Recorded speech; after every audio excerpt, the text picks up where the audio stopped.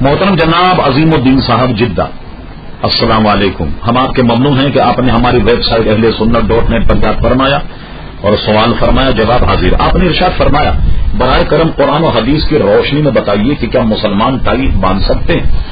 اصل میں اس میں علماء کے بھی دو قول. اس کو یوں سمجھیے کہ بے دین بد مذہب اور کفار جو ہیں ان کے بھی کوئی شعار ہوتی یعنی علامتیں، سمبل. اسی طرح مسلمانوں کی بھی کچھ علامتیں ہوتی. علامتوں کی یعنی دو قسمیں ہوتی. شعار جس کو کہیں گے عربی میں، اس کی دو قسمیں. ایک قسم ہے شعار مذہبی اور ایک قسم ہے شعار قومی.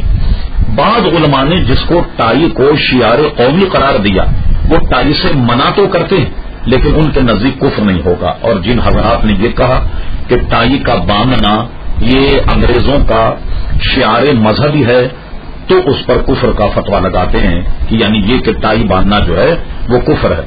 ہرچند کے ٹائی باندھنا کفر ہے لیکن یہ کہ جو ٹائی باندھے وہ کافر ہو گیا یہ محل نظر ہے.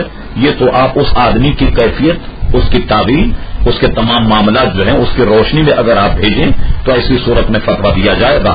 لیکن چلیے اس میں علماء کی دو رائے. ایک رائے یہ ہے کہ یہ شعار مذہبی، ایک رائے یہ ہے کہ یہ شعار قومی. مگر بچنے میں کیا حرج؟ دیکھیے جب علماء میں اس میں اختلاف ہے تو مسلمان کو چاہیے کہ بچے. اور آپ جانتے ہیں کہ یہ انگریزوں کی وضع خطا ہے جو مسلمانوں نے اپنا لی. ہمیں چاہیے کہ انگریزوں کی اس قسم کی جتنی بھی وضع خطا ہے ان سے ہم پرہیز کریں اور بچنا چاہیے.